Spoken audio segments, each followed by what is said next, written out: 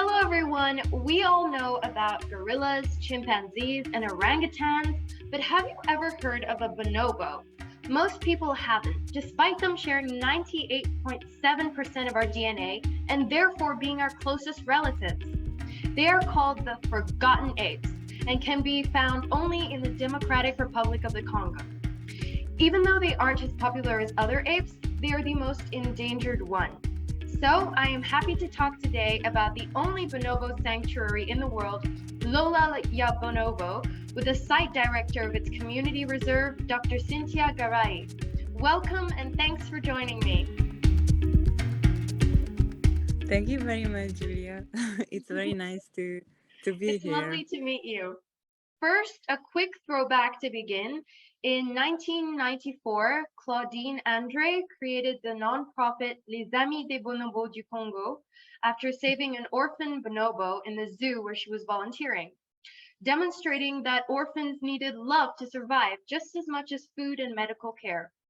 8 years later, she founded the sanctuary Lola Ya Bonobo, which means paradise for bonobos in Lingala.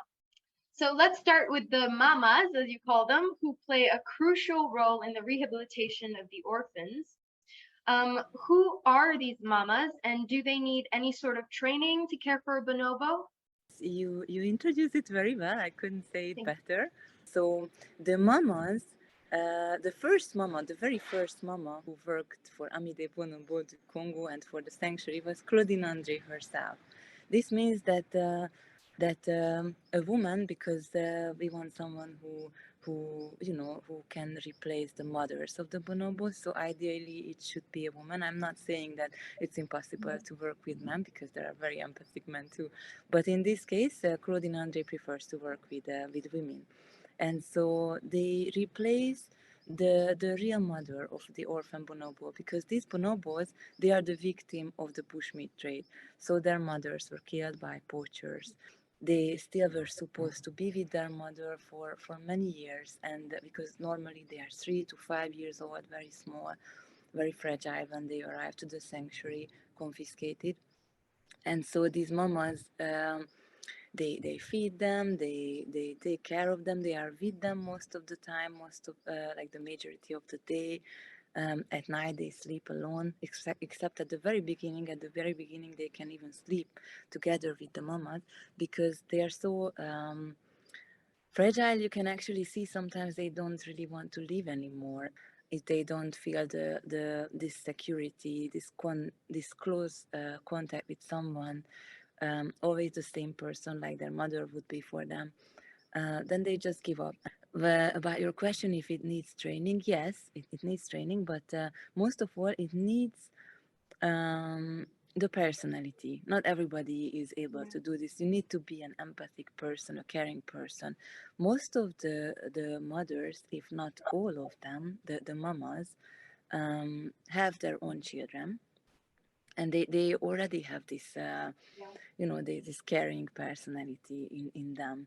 And all of the mamas are Congolese, and this is very important, because this way the organization supports local manpower. So, what does a day look like for a mama?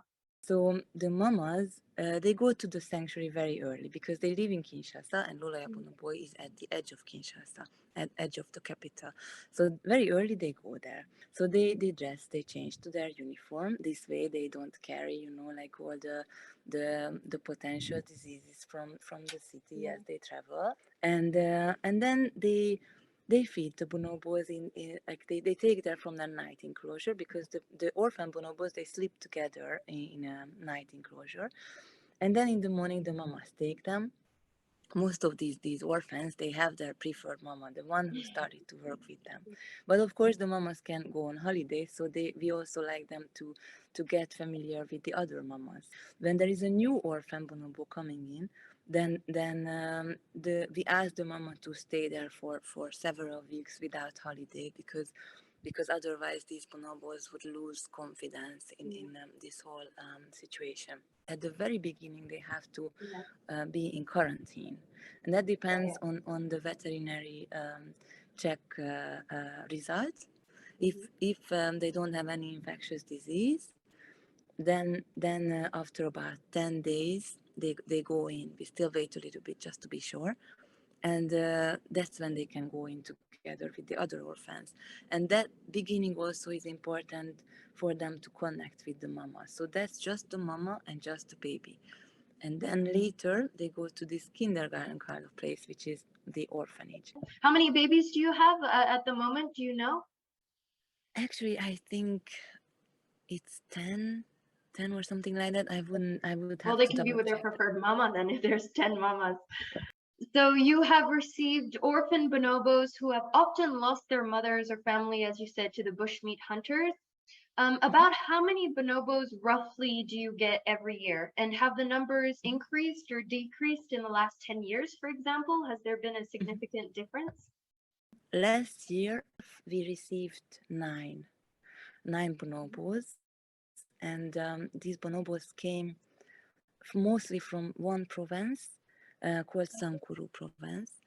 And it's because there is no presence of the Congolese Nature Conservation Institute. Oh, yeah. And it's a little bit of an abandoned place.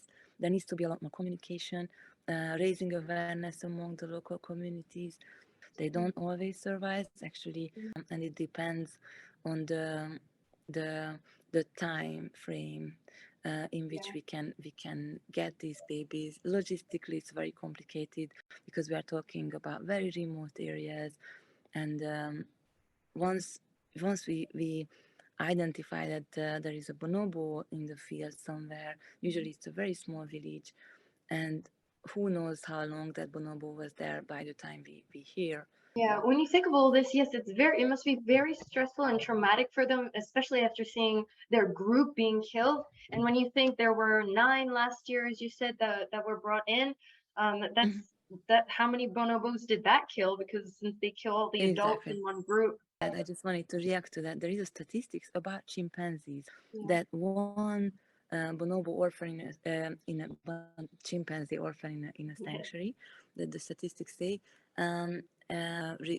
is means about 8 to 10 chimpanzees death in the wild. So once they've been through all the process and they've grown up, are there any bonobos that are unfit to be released? And if so, what are the reasons and what happens to them when they get older? I suppose they're bigger, they're stronger. What do you do with them? Yes, so this is always a very critical, essential, and difficult question to any sanctuaries. And yes, many of them are not able to go back because they are traumatized. Yeah, They could be also physically injured to the level yeah, that they are not able to adapt to their natural life anymore, and psychologically, some of them. yeah, We have a bonobo in Lolaya bonobo, Kipolo. He just doesn't accept the other bonobos as companion. He is alone, and we tried, but in the end it was always risky for the other bonobo who we yeah, tried to connect this male with. And so for example he will never be able to go. It sometimes takes like 10 years for a bonobo to be prepared. They have to first be confident with the mama who they have. Then they have to be confident with the orphans in the orphanage, in the kindergarten. And then when they are ready, and I mentioned that they can climb and up to the trees, and then they go farther and farther. Once a baby orphan becomes problematic in quotation mark, meaning that they get too far often, that means that they are brave enough. That's a good thing. yeah, And then we have to consider to introduce them to one of the 3 big groups in Royal Bonobo sanctuary. These big bonobos, they live 5 to 10 hectare giant enclosures with a forest. And so when these orphans become member of these big groups, that's already like a long process. It can be like 5 years that we are talking about. And then after that, they have to learn how to behave with the adults and to fit in the hierarchy, to get their status, their rank in the hierarchy. And then when we reintroduce them in the wild, we don't do it with individuals, we do it with groups, which means that these groups have to have a stable hierarchy, because we don't want them to arrive in the field and try to find their place in the hierarchy. And they are in this giant new place, it's already stress for them. And then the unstable hierarchy is another source of stress. So we would reduce the chance for them to survive and reproduce, which is the purpose of these reintroduction programs. So once they've gone through all that and when they're ready to be released, they are sent to Ikolo ya Bonobo Community Reserve that stretches on, I saw, 120,000 acres. So how many bonobos are currently in that reserve? How many approximately do you have? 30 bonobos. So there were so far only two released. The first one in 2009, and it had actually two rounds because of logistic issues. The first half of the group was released in 2009, and the second in 2011.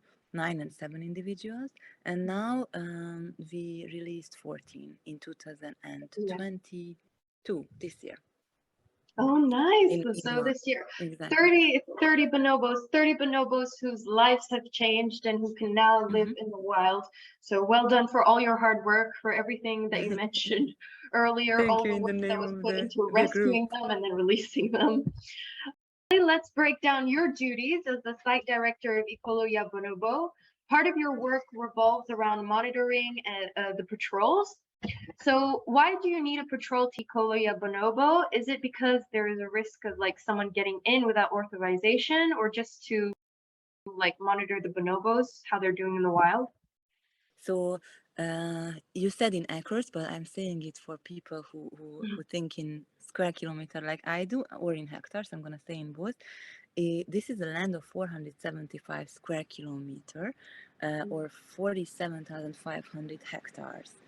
And so it's huge, and it used to belong to 3 communities. It's actually a community reserve, which means that we, Ami de Bonobo de Congo, the organization I'm working for, together with the communities, these 3 communities, we manage it. And they devoted their land, or part of their land, because of course as communities they need other part of their land where they can fish and hunt. They devoted this to the bonobos and to conservation, with certain conditions. One of them that they can continue fishing there. Yeah. Because they are mainly fishing communities. And the other that we involve them if there are job offers, we prioritize them, of course, and we do this management together with them. And in the meantime, we build their capacities to be able to manage it more and more on their own. And of course, the purpose is that in the long term, I'm talking about decades, one day Ami de Bonobo du Congo can remove maybe, or just be there very superficially, and the local communities can run the reserve. Yeah. Of course, it needs a lot of work until then. And so, as I mentioned, they are mostly fishing communities. But still, there are people, and there will be always people who want to get more out of it than they are allowed to. And so there are people who hunt illegally. Sometimes among the community, sometimes actually outsiders come in, because as I mentioned, it's such a big area that anybody can come in if there is, at Yeah. night, Yeah. and so we have to have patrol teams to check that. But it's a big, in this region there is a big town of, I think, about 80,000 people living there, and so there are so many outsiders that can just come in, and they might not even know, or even if they know that this is a reserve, they would just not care. And if we see anybody in the reserve, our patrols see anybody, we just inform them, ask them if they know that they are in the reserve, ask them what they do, and if they are aware of the rules. Talking about awareness, you also work closely with the local community by raising awareness in schools, hiring local women as mamas, as you said. Can you briefly give other examples of engaging with local communities in the conservation of bonobos? So the beginning, when Claudine Andre was searching for a place where she could reintroduce the bonobos who are ready, she found this place because the local community showed interest, and also there used to be bonobos before in this region, but they were hunted out, not necessarily because of the local communities, but mostly because of the, you know, the Congo wars in the 90s.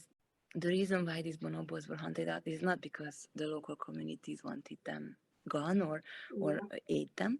It was independent of them, and they wanted to contribute to conservation, and they wanted to participate in the project. From the beginning, there were different development projects. For example, Claudine Andre, at the beginning, she was building a health center in one of the communities, the first one that she started to work with. And now, in the last few years, in the last 6 years, we started to work with the Baenga community and with the Lisafa communities. So there we support schools. For example, right now, this year we supported 18 schools with blackboards, with furniture, with books, and also we built this year a school for the Baenga communities. This is a very delicate requires very delicate planning and communication, because of course there is competition among the communities, and so we don't want to create conflict by supporting one and not as much the others, and there is always, of course, even if you you do your best, there will always be people who think that actually we supported the others a lot more than us. In all three communities, you find people who say that. But together with them, we decide what they need. We decide what to support, and this is based on what they need the most. So schools, health center, jobs as much as we can give. There are about 40 people employed, and majority is from local communities. But of course, we cannot only rely on local community members, because sometimes we require a certain skills that we won't find among them. And then in the long term, that is part of the plan for the long term, that we have to increase their skills and build their capacity to be able to fill in those positions what they cannot do today. So during the recent pandemic, obviously the financial side of the sanctuary must have been affected. So what about the bonobos in the wild? Was there more or less bushmeat hunting during COVID? Do you know? So there are certain publications that say there were more, but actually I'm not sure. Actually, I don't think so, because even the local communities were also more remote. There were for, if I remember, 5 months. It was 5 months without commercial flights. There were cargoes, but there were so many restrictions in the Congo also that I'm not sure. How did the sanctuary work around the pandemic so that the mamas could still go to care for the orphans every day? So I was not in JuliaIntoTheBlue at the time when it happened, but I know that they were they sacrificed a lot. The people who were in the sanctuary when there was this regulation that that you cannot go around anymore, and there were no flights. They decided to stay in, and they quarantined. They self-isolated, and they didn't go home to their family for many months. It was like that. That was a big sacrifice that they together democratically decided, and also it was logistically difficult to bring in the food, and we had less donations because it was globally economically difficult. So many donors gave less or pulled out completely, and during that time, so increased payments and reduced income. It was difficult. So finally, while preparing this interview, I found out a lot about bonobos, that there are only around 15,000 to 20,000 wild bonobos left, I believe. They are extremely affectionate, as you can tell from the mamas. Groups are led by females, and they can walk on 2 legs, which makes them even more similar to us. But could you share just one more anecdote or secret that makes them unique that I wouldn't be able to find online or in books? Something that more on a personal level? I'm gonna share something that Claudine often says about them, and I think I can share that with her, because this is something that also I noticed. But as a scientist, it's harder for me to talk about things that I don't know the background. But there is one thing that is also very special, unique in the bonobos that I didn't see in other great ape species, and what Claudine Andre pointed out in her book also, that they look into the eye of each other and of people. And this is something like it happens, of course, with chimpanzees too and gorillas. But the way that they so if you look into the eye of a chimpanzee male, for example, that's going to be a little bit of a display, of course, it also depends on your relationship with the chimpanzee. But with the bonobos, anybody who comes and looks into their eyes, they respond by looking back, and they don't avoid your look. So this is something that I don't know why. There are already studies on this eye tracking. Like even on photos, they look more into the eye, as opposed to the chimpanzees look more into the body. Into the lens. Exactly, into the lens. That's it. Thank you so much for joining me, Cintia. The work that you do for bonobos and the community around you is certainly paying off, and I have already added your sanctuary to my bucket list. So I'll hopefully be there someday. Have a great day. Thank you for joining me again. Bye. Thank you, Julia. Thank you for inviting me. Bye-bye. And thanks everybody for watching it. Thank you for watching today's interview. As the world is reopening, and for those who are able to travel, I wanted to mention their Eco Lodge, where you can meet these special apes up close. But of course, remember that you can always help from home by donating or simply raising awareness, like I hope I've done today. Anything and anyone can make a difference, and something is always better than nothing. I hope you enjoyed. See you next time. Bye.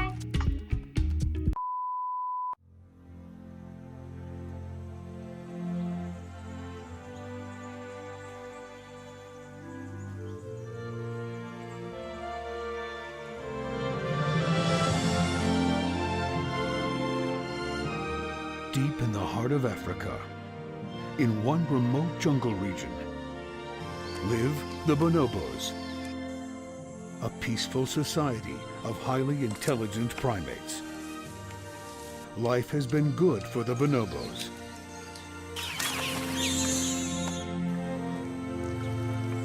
But all is not well in the jungle.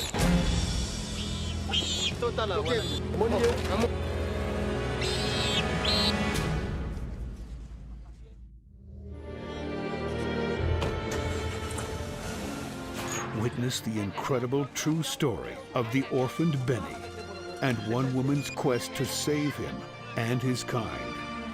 At Claudine Andre's Bonobo Sanctuary, these orphans have a chance at a new life.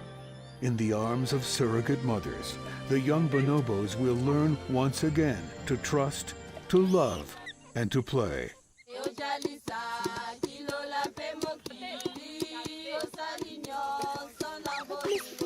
At Lola, there's time for learning and time for play. Outside the sanctuary, the dangers are many and the challenges high. In a life and death battle for this endangered species, the young bonobos must bond together and learn skills to survive before they can be returned back to the wild. It's an epic adventure of love, hope, and the struggle to save a gentle species that's close to man and close to our hearts.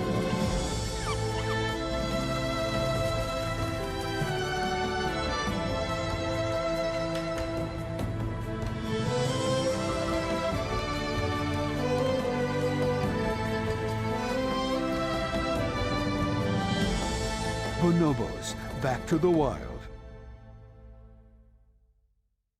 Proceeds from this film benefit Lola Ya Bonobo.